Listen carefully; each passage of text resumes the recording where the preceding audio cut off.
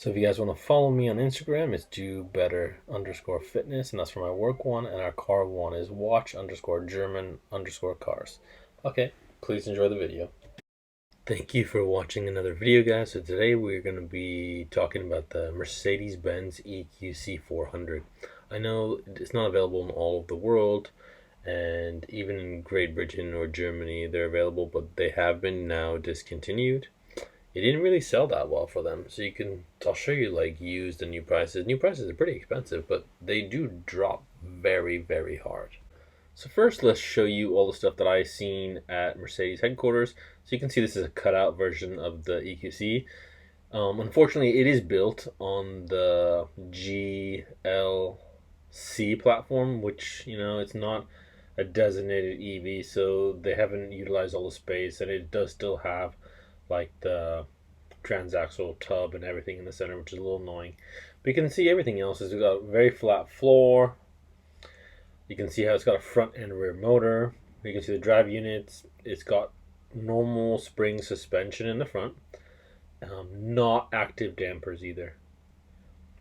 And in the rear, they actually use air suspension, but it's not for anything but to lower the vehicle if you overfill the trunk.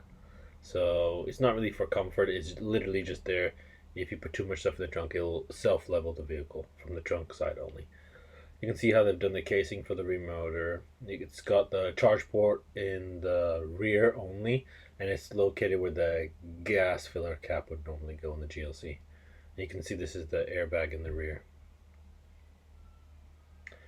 So because just for demonstration, that's my SQ8 next to it. But you can see it's a fairly similar sized vehicle. It is a little shorter. It's not adjustable air suspension, so you cannot jack it up.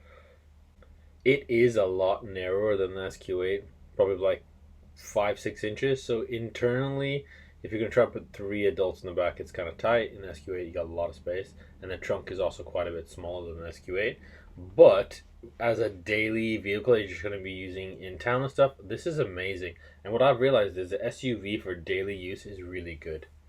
Other than that, it rides very, very well. Honestly, getting out of my SQ8 and then driving one of these, this felt really comfortable, and I was really shocked. Okay, so this is the eqc400. This is the Premium Plus. So you get the bigger wheels, and you can see it's 81,940. Comes with the side steps. It's got the heads-up display. You do really want the Premium Plus. So you can see it's got the column shifter. I love that. I'm so used to it. Unfortunately, this is not leather inside. This is their fake pleather stuff. It does have driving modes, unlike the Tesla, so that's a benefit. It does have a little bit of a load lip when you're loading stuff in the trunk. It does have a little bit of space under the trunk. The Premium Plus also comes with the sunroof. One thing I do like is that it has the sunroof option on the Premium Plus package, but unfortunately, the screen itself is hand operated, which I just think seems cheap, and I think if you floor it, it might just go back and forth, and that'd be annoying. As you can see in the back seat, it's about the size of a C-Class, so it's not as big as the SQ8. The Premium Plus AMG line does also have the seat adjustments on the door, and they are memory. It does come with 360 cameras, which is handy when you're trying to park it. This one being the Premium Plus AMG line, this does also offer the heads-up display, and it does have Android Auto and CarPlay, which is actually a $700 option, even on this model. Okay, let's talk about the AMG line instead. This is £75,045, so it is a bit cheaper. You can see it doesn't have the memory seats, which is weird on such an expensive car. You can also see it doesn't come with the Burmester sound system, so you just get the cheap covers, and it doesn't look as good, and it definitely doesn't sound as good. They both have the same space underneath the trunk. Realistically, they both look identical besides these few features. This does have smaller rims, and it does not have a sunroof, but I didn't like the sunroof because it had that stuff. You had to close that sun visor yourself, and I just thought that was cheap. They both come with the USB-Cs in the back with a 12 volt as well. They both have the same gauges, and you can see that the best we were able to get while renting this is 2.9 miles per kilowatt hour. So this is really good because the best I was ever able to get in my e-tron 55 was 2.7. and for average would be like the one something. I could get 2.5 on this trip that I'm doing right now, and in this one I'm getting 2.7. So this is more efficient than the e-tron. So just for comparables, I'm going to show you what this competes with. And yes, you could just compare this to the e-tron 55. So this is actually cheaper than all the other ones. It makes a big difference. I do actually like the app that this comes with. This is pretty handy. And I was pretty fortunate. I know someone that has one of these, so I was able to just borrow his that we could test it on our normal ranges and stuff. So my normal day-to-day, I couldn't get much over 1.8. That's just because I don't drive very far. But that's okay. So compared to our e-tron, this is still a little bit more efficient. You can change the look of the gauges a lot more in this than you could in the e-tron. Honestly, I thought the e-tron was fine. I like those gauges, but I don't like this dynamic gauge, but I like the normal Mercedes gauge. So you can see here the average town range is 192 on the Mercedes, 242 on the BMW, and 191 on the e-tron. This is the fast one, the e-tron S. You can see on the freeway motorway, the Mercedes does the best at 2.3 compared to the other two.